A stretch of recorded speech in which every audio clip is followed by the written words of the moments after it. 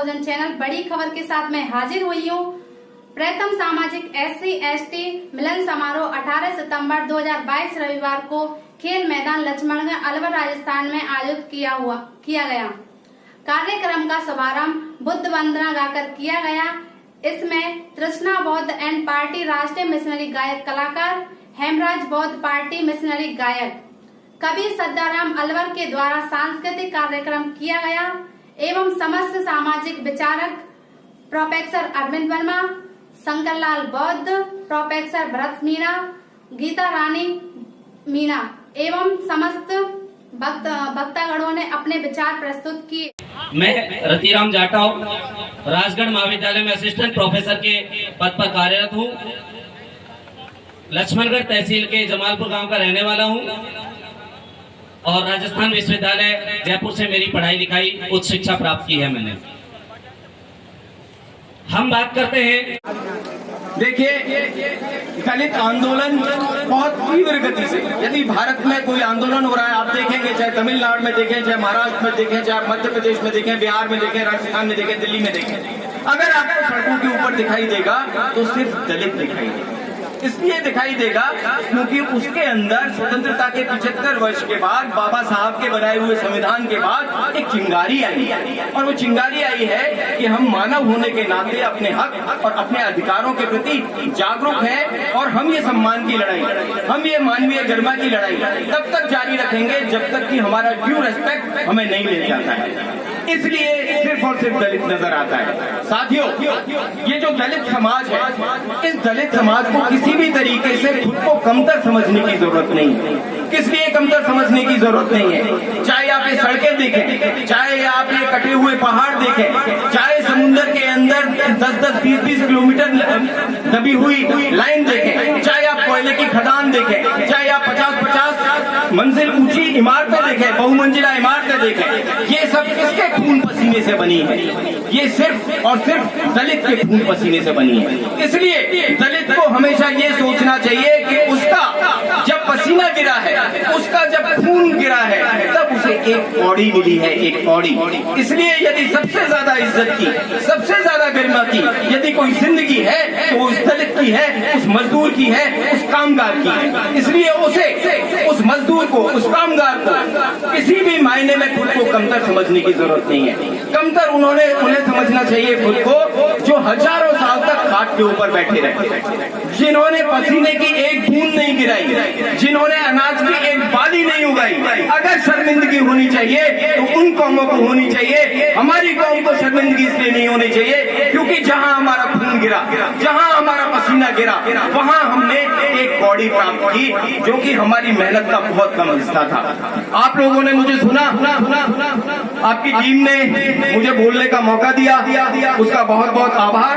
और संचालक महोदय ने अभी एक निवेदन किया था, आदेश दिया था कि साथी बैठे रहे या जाए नहीं। मेरा 5:30 बजे भरतपुर में बाल पाठशाला का कार्यक्रम है। कई बार ऐसी जरूरतें होती है कि जाना पड़ता है। मैं आप लोगों से विदाई चाहूंगा, आयोजकों को बहुत बहुत धन्यवाद देना चाहूंगा। जहां भी हमारी जरूरत हो, भरत जी मेरे मित्र हैं, आंदोलन के, संघर्ष के पिछले 15 वर्ष से साथी रहे हैं। उनकी ओजस्विता, उनका भाषण, उनका संघर्ष देखते ही बनता है, चाहे आप सोशल मीडिया में उनको सुने, अखबार में उनको पढ़ें या आप उनको प्रत्यक्ष। उनकी जगह चंबल का पानी दौड़ता है और लक्ष्मीबाई मेरी आदर्श रही हैं, लेकिन फूलन देवी भी कोई कम नहीं।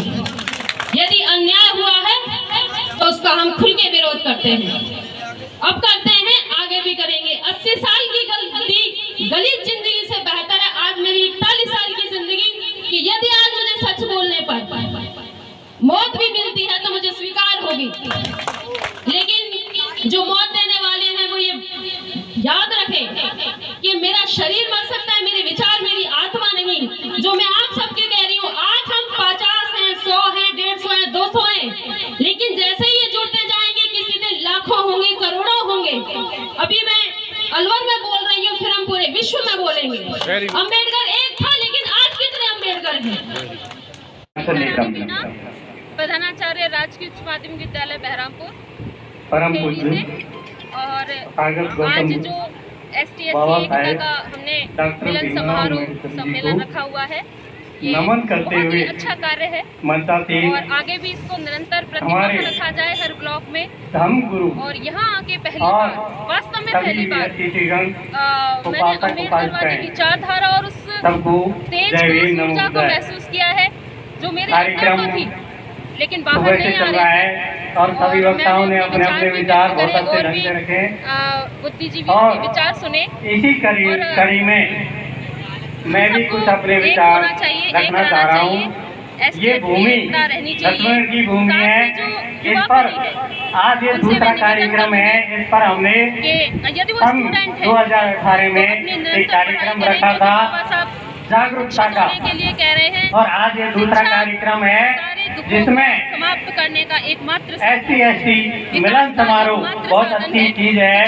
पहले हमने सर्व समाज के बारे में रखा था कि सभी समाज में सामने वाला सभी स्त्री पुरुष बराबर हैं, कोई ऊंच नीच का भेदभाव नहीं है और जाति प्रथाएं वर्ण व्यवस्था के अनुसार बना रखी हैं। लेकिन मेरा खुद का पर्सनल मानना है, मैं इन चीजों में विश्वास नहीं रखता। बर्बाद न करें। जातिवाद, अगर कोई जातिवाद रखता है और वर्ण व्यवस्था के अनुसार चलते हैं तो सर्वप्रथम मैं कहना चाहूँगा किसी अनजान व्यक्ति को किसी के सामने खड़ा कर दिया जाए और उस व्यक्ति से ये पूछा जाए कि आप इस जो ये मनुष्य है, चाहे कोई बहन है या भाई है, इसकी जाति, इसका शरीर देख के, इसका रंग रूप देखकर बता दो तो मैं इसको जाति प्रथा को मानने लग जाऊंगा।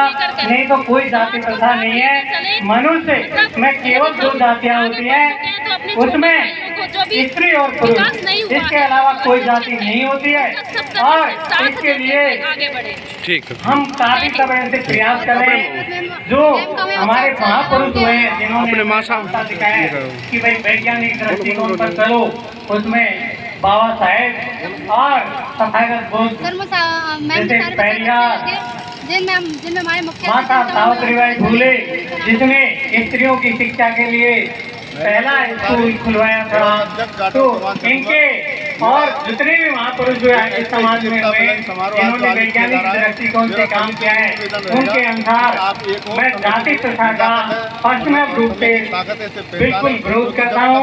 क्योंकि जाति प्रथाएं ये अपने स्वास्थ्य के लिए बनाई गई है। अपने मनुष्यों में से कुछ आदमी ऐसे थे जिन्होंने अपने स्वास्थ्य के लिए अपने को उच्च बना लिया और वो अपने को उच्च दिखाने के लिए ये भेदभाव डाल दिया गया और ये भेदभाव पता नहीं। ये पूरी टीम ने जो काम किया उसके लिए मैं मंच के माध्यम से भी धन्यवाद देता हूँ। मंच संचालक कर रहे मेरे बड़े भाई जैसे कवि सदाराम जी को भी मैं धन्यवाद प्रेषित करता हूँ कि उन्होंने इस मंच को चार चांद लगाने का पूरा प्रयास किया और लगाए। साथ ही धन्यवाद उन सभी महानुभावों को और सभी साथियों को जो यहाँ आए, इस मंच से इस समाज को सुशोभित किया और समाज को एकता में रहने का सूत्र आज दिया।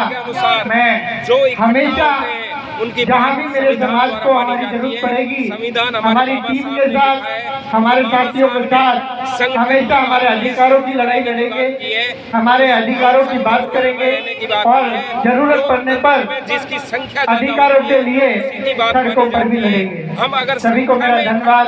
जय भीम, जय जवाहर, जय भीम। बात मानी जाएगी क्योंकि हम मैं बुलाना चाहूंगा भाई नरेंद्र नागर जी, में इकट्ठा रहे, नरेंद्र नागर जी आप भी कृपा करके मंच पर आए और 2 मिनट में 1 मिनट के अंतराल में अपनी बात कहें। नरेंद्र नागर जी और शानदार जोनी साउंड को भी मैं धन्यवाद देना चाहूँगा। वाकई काबिल तारीफ आप लोगों की सेवाएं जी भाई। और जब इकट्ठा होंगे तब जीतेंगे। जय भीम, नमो बुद्धाय। बड़ों को और मेरे दोस्तों को और मेरे पूर्व टीम को सबको मेरा क्रांतिकारी जय भीम। आज जो हमारी टीम के द्वारा ये प्रथम सामाजिक एकता मिलन समारोह जो रखा गया है, इसके हमें कोई मन में पीड़ा थी, वो हमें अभी 1 महीना पहले बहुत जबरदस्त पीड़ा के रूप में चुभ रही थी कि हमने हमारे जालोर में जो एक कांड हुआ था इंदर कुमार मेघवाल के साथ, तो उसमें हमने देखा कि सभी संगठनों के लोग, सभी सामाजिक कार्यकर्ताओं के लोग अलग अलग रूप से बटकर ज्ञापन आदि सब दे रहे थे। तो हमने सोचा कि क्यों ना हम सब एक होकर और एक तारीख फिक्स कर अगर हम ये काम करें तो शायद सरकार को और प्रशासन को हम ये दिखा सके कि हम एक हैं और हमारे जो मुद्दे हैं उनको सरकार तक पहुंचा सके और सुन सके। और सभी जो आए हैं सबको मैं दिल से आभार करता हूं और आगे भी हम दूसरा द्वितीय सामाजिक एकता मिलन रखेंगे और ये सुचारू रूप से रहेंगे। और सभी आगंतुकों को जिन्होंने 4 चांद लगाए इसमें महफिल आने के लिए उनके लिए बहुत बहुत आभार।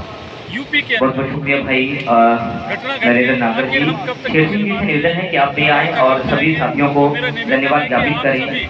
अपनी सत्ता बनाए और जब तक सत्ता नहीं स्थापित होगी जब तक अत्याचार खत्म नहीं होंगे। इसलिए मेरा सभी को ये निवेदन और एक संदेश है कि ज़्यादा से ज़्यादा लोग अपनी विचारधारा की पार्टी की सरकार बनाएं जिससे कि हमारे लोगों पर अत्याचार रुक सके। जय भीम जय। तो बदलता बहुजन चैनल को सब्सक्राइब करें, शेयर करें।